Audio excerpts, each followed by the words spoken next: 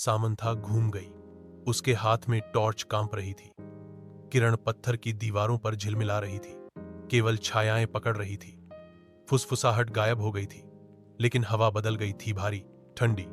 वह पीछे हट गई, मेज की ओर सहज रूप से अपनी सांस को शांत करने की कोशिश कर रही थी। उसकी उंगलियां उन पत्रिकाओं में से एक को छू गईं, जिसे उसने पहले अलग रखा था। यह बाकी से पुराना था, फटा हुआ, लाल चमड़ा से बंधा हुआ और सील किया गया था, एक जंग लगी हुई कुंडी के साथ। कांपते हाथों से उसने इसे खोला। अंदर के पन्ने एक ऐसी भाषा में लिखे गए थे जिसे वह पहचान नहीं पाई, प्रतीक और अक्षर जो टॉर्च की किरण के नीचे अजीब तरह से नाच रहे थे।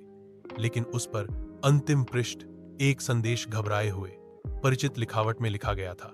अगर आपने इसे पाया है तो आप बहुत दूर आ गए हैं। सर्कल देखता है, रक्त रेखा को जागृत नहीं होना चाहिए। उसका दिल धड़क रहा था। द सिरक्ली, यह नाम कई किताबों में दिखाई दिया। हमेशा लबादे पहने हुए, आकृतियों के चित्रों और भूमिगत कक्षों के रेखा चित्रों के साथ, जो उस कक्ष के समान ही परेशान करने वाले लग रहे थे जिसमें वह खड़ी थी। एक और कौन हवा से होकर गुजरी। इस बार उसने उसका नाम लिया। उसने जर्नल गिरा दिया। सामंथा।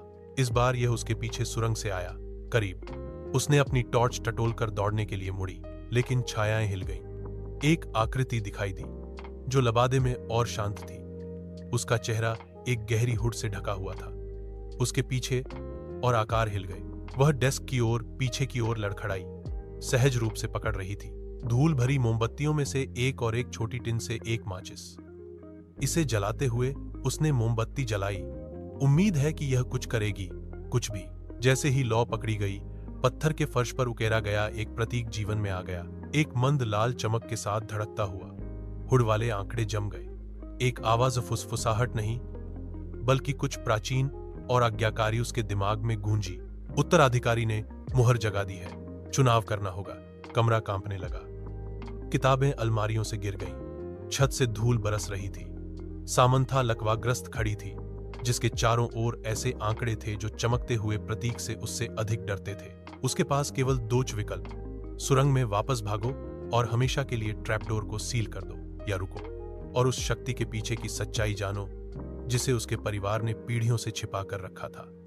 और जैसे ही मोमबत्ती की लौ टिमटिमाई, सामंथा फुसफुसाई। उसने खुद से फुसफुसाया, मुझे जानना होगा।